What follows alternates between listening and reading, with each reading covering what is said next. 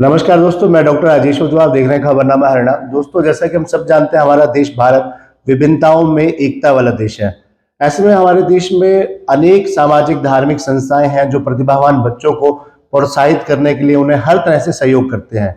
अंतर्राष्ट्रीय संस्था Lions club भी एक ऐसी ही संस्था है जो पूरे देश भर में विभिन्न प्रकल्पों के तहत कार्य कर रही है, समाज सेवा के कार्यों में बढ़ चढ़कर योगदान दे रही है।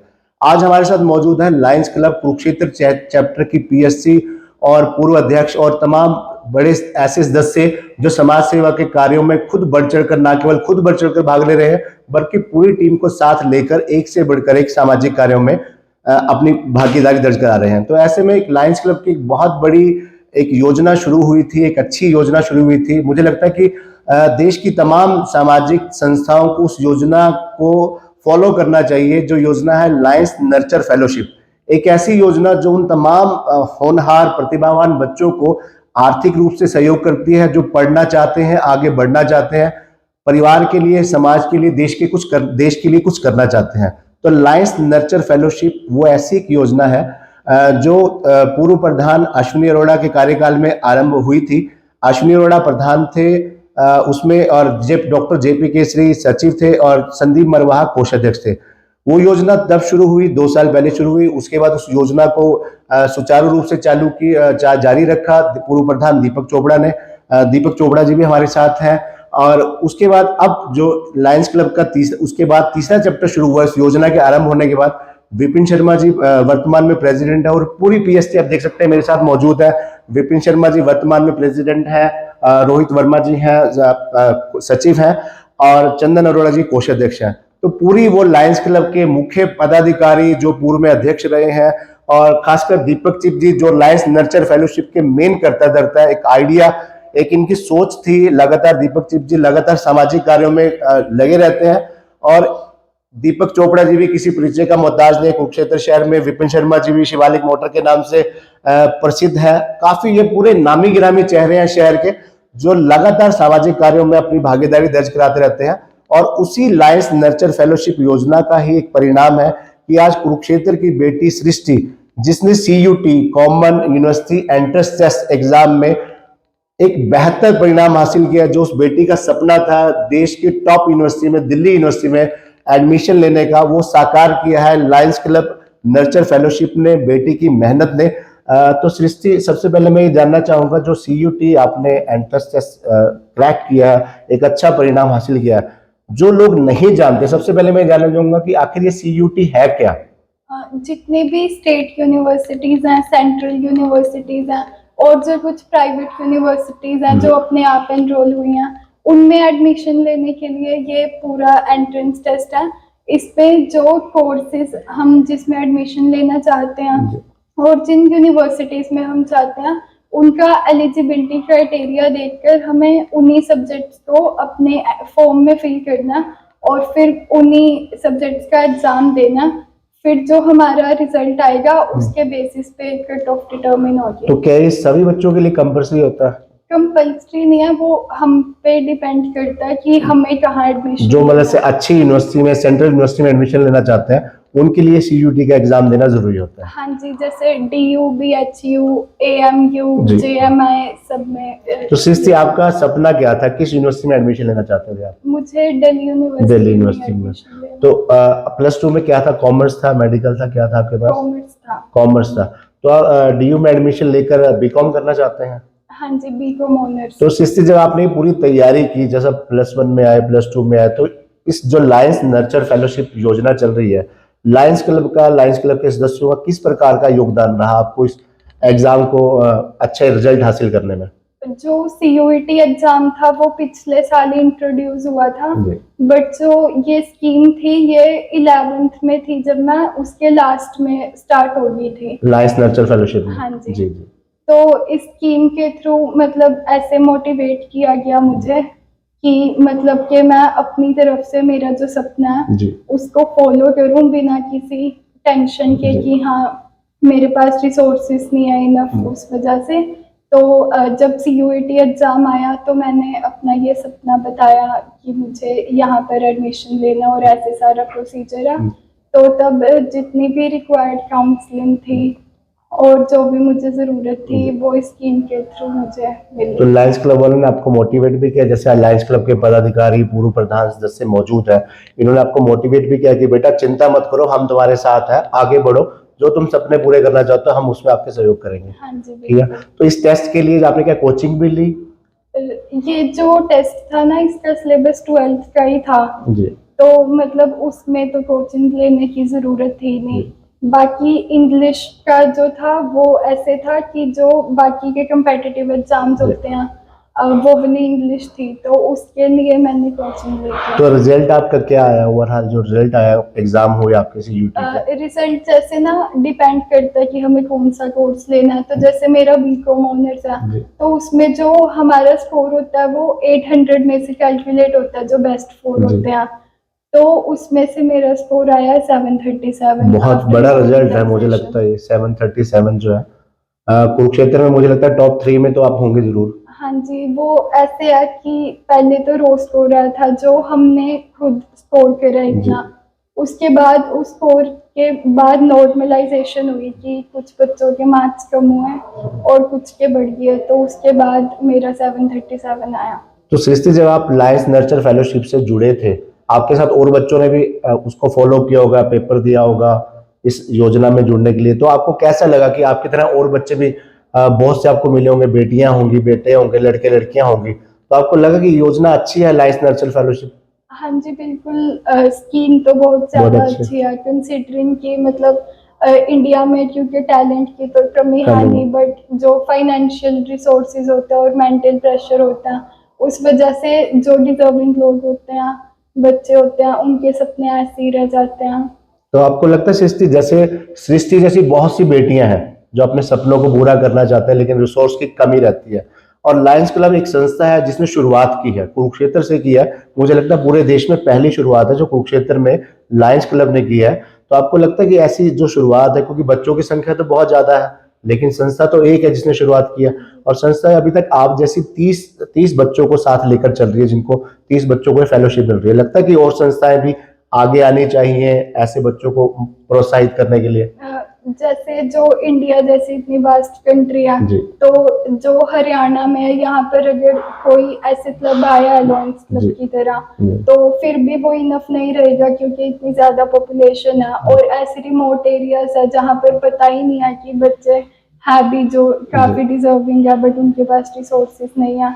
तो मैक्सिमम टू मैक्सिमम जिनका हो सके उनको आगे बढ़कर इस तो टीम से जुड़ना तो चाहिए। सृष्टि, जैसे अब आपने एंट्रेंस भी दे दिया, अब रिजल्ट भी आ गया, रिजल्ट भी बहुत अच्छा आया, तो अब आप दिल्ली यूनिवर्सिटी में एडमिशन लेंगे, हाँ जी, बीकॉम करेंगी, हाँ जी। बीकॉम के बाद अगला टारगेट क्या है, मतलब क्या सपना है आपका, आगे आगे क्या करना चाहती हैं और बीकॉम के बाद? बीकॉम ऑनर्स के बाद मुझे एमबीए करनी है। और एमबीए के बाद क्या करना, लास्ट गोल क्या है कि क्या बनना चाहते हैं, जैसे होता है ना कि मुझे डॉक्टर बनना है, मुझे चार्टर्ड अकाउंटेंट बनना है, क्या बनना है आपको? मुझे फाइनेंस मैनेजर बनना है। फाइनेंस मैनेजर बनना है। चलो, हमारी ओर से आपको बहुत बहुत शुभकामनाएं, भगवान आपके सारे सपने साकार करे, बहुत बहुत शुभकामनाएं। Thank you sir. जिस लायंस नर्चर योजना की हमने बात की वो आइडिया दीपक चिप जी का था। दीपक चिप लायंस क्लब के सदस्य हैं। तो दीपक जी, मैं आपसे जानना चाहूंगा कि आखिर लायंस नर्चर फेलोशिप है क्या, जिन लोगों को नहीं पता वो उनके लिए मैं जानना चाहूंगा कि आखिर इस योजना में क्या क्या खास है, बच्चों को किस प्रकार की सुविधा प्रदान की जाती है? देखिए, हमने ये स्कीम शुरू की थी 2 साल पहले। उस टाइम पीएससी में जैसे अश्विनी जी थे, संदीप भाई थे, डॉक्टर केसरी थे। तो हमारा बेसिक ये था, सोचा था कि बच्चों को, जो बच्चे जिन्होंने फाइनेंशियल वीकर बैकग्राउंड से हैं और जिन्होंने मान लो गवर्नमेंट स्कूल से सपोज 10th करी है, हमने उनका टेस्ट लिया था। टेस्ट के बेसिस हमने बच्चे फिल्टर किए, फिर हमने 20 बच्चे सिलेक्ट किए। इनिशियल इसमें यह था कि शायद उनको हम 1000 पर मंथ स्कॉलरशिप देंगे, जिससे अपना कुछ बुक्स ले सकते हैं, कुछ कोचिंग ले सकते हैं, ऐसा हमारा था बेसिक। लेकिन जो हम सोच रहे थे ये उससे बहुत बड़ी चीज़ थी, क्योंकि 1000 रुपया पर मंथ स्कॉलरशिप जो है बड़ी चीज़ है, उतनी बड़ी चीज़ भी नहीं है। तो इससे ज़्यादा ज़रूरी ये था कि बच्चों के साथ इन टच रहना, ध्यान देना कि बच्चे किस ट्रैक पे चल रहे हैं, उनका के टारगेट्स क्या होनी चाहिए, 11th-12th में उनकी प्रिपरेशन कैसे करनी है, क्या क्या ऑप्शन उनके पास हैं, कि मान लो कि बच्चा नॉन मेडिकल में है तो कौन कौन इंजीनियरिंग कॉलेजेस हैं, जेई मेंस के, एडवांस के, तो काफ़ी बच्चे इसमें ऐसे हैं। कुछ बच्चे तो हमारे वेल इन्फॉर्म्ड हैं, जैसे हमारी बेटी सृष्टि है, ये बच्चा वेल इन्फॉर्म्ड है, शी नोज एवरीथिंग अबाउट कि कैसे सीयूटी टेस्ट होना है, कैसे डीयू में एडमिशन लेना है। बट अभी हम काफ़ी बच्चे हमारे पास ऐसे हैं जो कि रूरल एरिया से बिलोंग करते हैं और गवर्नमेंट स्कूल के स्टूडेंट्स हैं, मान लीजिए। और वो रिमोट एरियाज में। तो काफ़ी बच्चों को हमने उनको ही पता नहीं है कि भाई ये जेई मेंस टेस्ट कैसा होता है, सीयूईटी का टेस्ट क्या है, आगे दिल्ली यूनिवर्सिटी में एडमिशन लेना कैसे बेटर है, केयू में एडमिशन कैसे होना, उनको पता नहीं था। तो फिर अभी ये बेसिकली अभी हमारी भी एक लर्निंग प्रोसेस है। तो इसमें मेन सबसे जो इसका जो मेन चीज़ में ये है, जो कंट्रीब्यूशन ये रहेगी स्कीम की, कि बच्चों को गाइड करना कि अगर किसी बच्चे का सपोज आर्ट्स में इंटरेस्ट है तो उस आर्ट्स में 11th-12th में कैसे तैयारी करनी है, उसके बाद कौन कौन से कॉलेजेस में एडमिशन लेना है अंडर ग्रेजुएशन कोर्सेज के लिए। ऐसे मान लो बच्चा मेडिकल करना चाह रहा है तो अगर नीट का पेपर देना उसकी तैयारी कैसे करनी है, कोई कॉमर्स कर रहा है या सपोज नॉन मेडिकल कर रहा है तो तैयारी किस तरीके से करनी, क्या टारगेट्स होने चाहिए, और फ्यूचर में प्रोफेशनली आप कहाँ पे सिक्योर हो सकते हो। तो बच्चों के सारे डाउट्स क्लियर करने, और पूरे 2 साल जो कि 11th-12th हमेशा जो आपके करियर मेकिंग ईयर्स हैं, ये 2 साल मैं बोलता हूँ सारे बच्चों को कि बच्चों की लाइफ के मोस्ट इंपॉर्टेंट ईयर्स हैं। 2 साल बच्चे इसमें फोकस करके, पहली बात तो उनको टारगेट पता होना चाहिए, फिर उसका ट्रैक क्या है, पाथ क्या है, हमें वहाँ पहुँचना कैसे, वो क्लियर होना चाहिए। ये 2 चीज़ हम कोशिश करते हैं बच्चों को कन्वे करें। साथ 2 साल बच्चों को मोटिवेट करके रखें। कई बार बच्चा मायूस हो जाता है, टेस्ट में नंबर कम आ रहे हैं, प्रिपरेशन अच्छी नहीं हो रही, तो साथ थोड़ा सा उनको मोरली भी सपोर्ट करके चले। और वी आर वेरी हैप्पी कि लॉन्च क्लब की जैसे सभी टीम अपने साथ बैठी है, सबकी सपोर्ट स्कीम जो चल रही है, तो उसका हमारे अच्छा रिजल्ट मिलना शुरू हो गया। 2 साल पहले पहला बैच दिया था।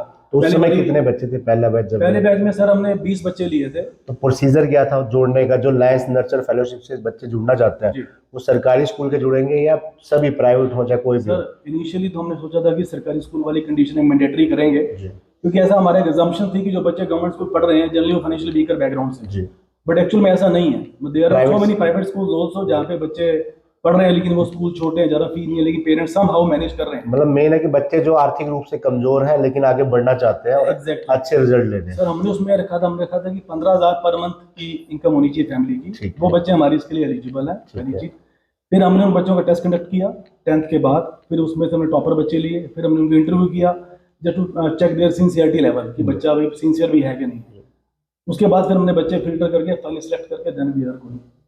तो इसमें दीपक जी पहले साल 20 बच्चों को लिया, जिस प्रकार की योजना आपने शुरू की है, क्योंकि हर महीने मुझे लगता है कि 20,000 या 30,000 बच्चों के लिए निकालना हाँ जी। बड़ा एक लंबा प्रोसेस है और ये आपने लंबा प्रोसेस शुरू किया। तो क्या आपने कहीं सरकारी विभाग से भी कहीं पता किया कि क्या सरकार की भी ऐसी योजना होती है जो लायंस क्लब के साथ मिलकर ऐसे बच्चों को मदद करे? कोई सरकार की तरफ से कोई योजना चल रही है, अगर पता किया हो आप लोगों ने? नहीं देखिए अभी तक हमने इस बारे में कुछ पता नहीं किया पता नहीं, पर चलो अभी आप कह रहे हैं तो मतलब we can check that also. और अब एक दूसरी बात है कि जैसे 1,000 रुपये बच्चा 30 बच्चों को हर महीने इस योजना के तहत लायंस क्लब दे रहा है, तो ये जो सहयोग है, ये फाइनेंशियली सहयोग जो है वो किस प्रकार से इकट्ठा होता है? सर उसमें सर जब हमने ये स्कीम शुरू करी थी तो हमने इसमें मतलब बड़ा वॉलंटरी डोनेशन रखा था।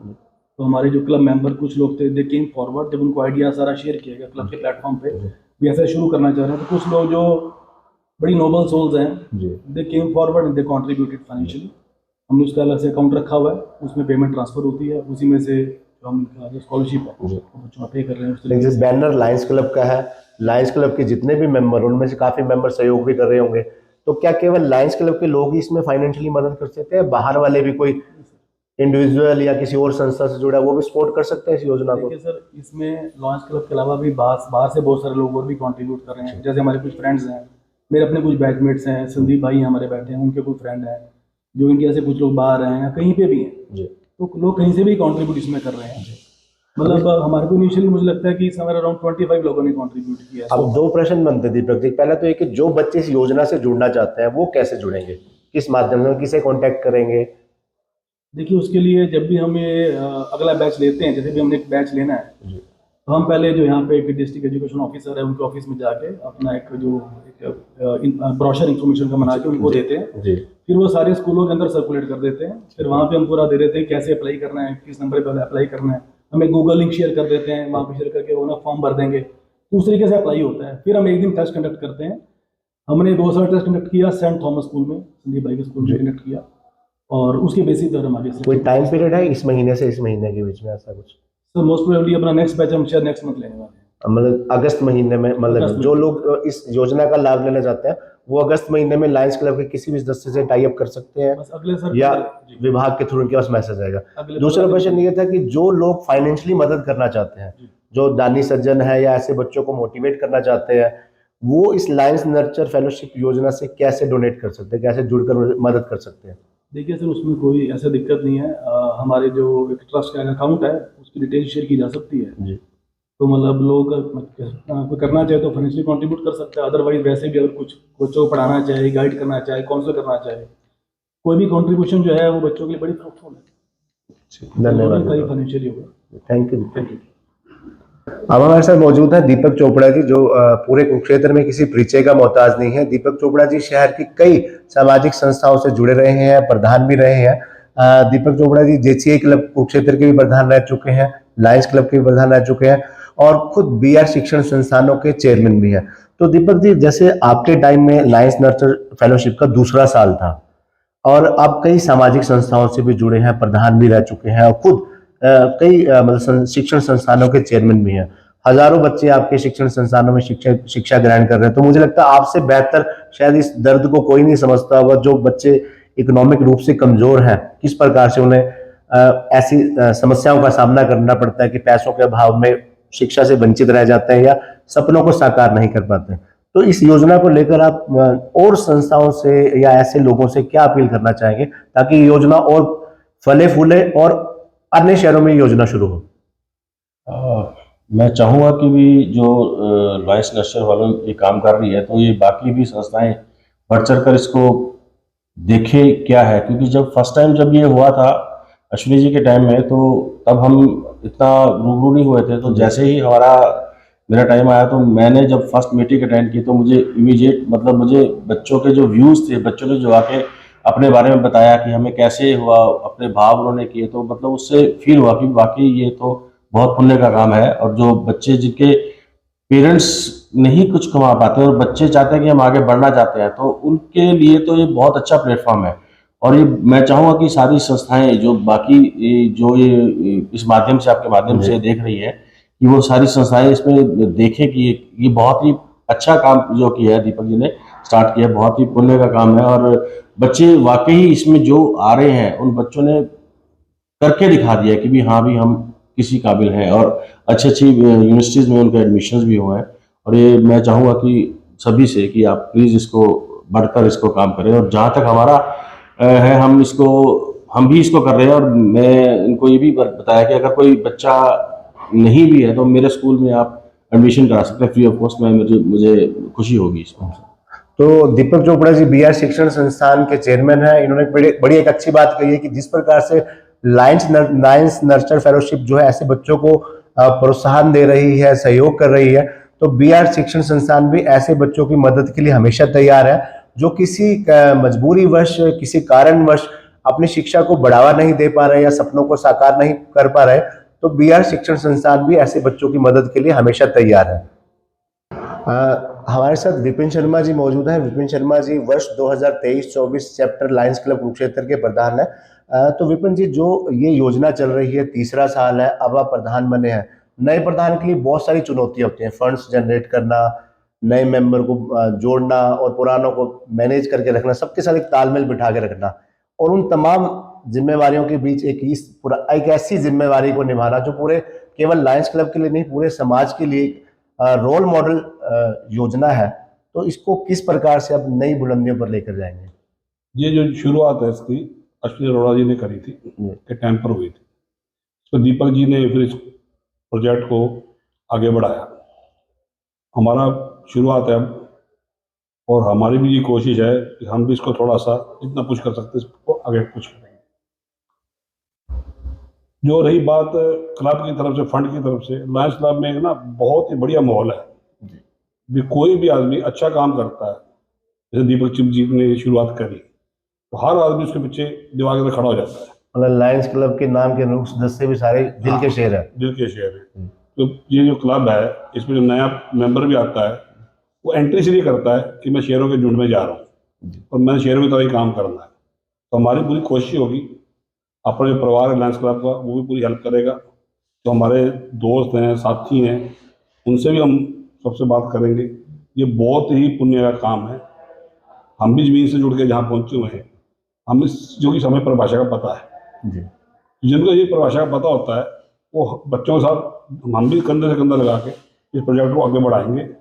और दीपक जी के लिए भी ये बात कहूँगा मैं, ये बहुत अच्छा काम कर रहे हैं, हर वक्त हमारे साथ खड़े हैं। कहीं भी हमें जो भी सेवा का मौका देंगे हम सब खड़े रहेंगे। मतलब मान सकते हैं कि आने वाले टाइम में लायंस क्लब के जितने भी सदस्य हैं आप उन्हें एक मोटिवेट भी करते रहेंगे कि इस योजना में अधिक से अधिक योगदान दें, क्योंकि अभी तक तो जितना फंड होगा एक लिमिट होगी, लेकिन उस फंड में बढ़ता रहे, अमाउंट बढ़ता रहे, ताकि अधिक से अधिक अच्छे बच्चों को इसका लाभ मिले। अच्छे काम के लिए कोई मना करता ही नहीं है। ये आपने अच्छा अच्छी बात काम कही। के लिए हर आदमी तैयार रहता है। और ये काम जो शुरू करा गया है और जो हमारे शहर से शुरू हुआ है, जी छोटा शहर है, बहुत बड़ा शहर नहीं है, और बहुत बड़ी सोच लेके ये शहर चल रहा है। और इस शहर के जितने अश्विनी जी हों, दीपक जी हों, चिप जी हों, संदीप मरवा जी हैं, मेरी टीम बैठी हुई है, रोहित वर्मा जी, अपना चंदन अरोड़ा जी, तो हमारी जहाँ लोगों में एक बहुत बढ़िया भाईचारा है इस शहर के अंदर। अब जो इसे ये बाढ़ का चल रहा है, इसमें हर संस्था बढ़ चढ़ कर भाग ले रही है। तो बहुत छोटा शहर है, प्यार वाला शहर है। इस शहर में हर आदमी अच्छे काम के लिए हमेशा तावला होता है। तो हमारी तो पूरी कोशिश होगी, इन बच्चों के साथ है हम, कभी भी इन बच्चों के लिए कहीं भी कोई जरूरत पड़े, हम, हमारा परिवार, हमारा समाज इनके साथ हमेशा खड़ा रहेगा।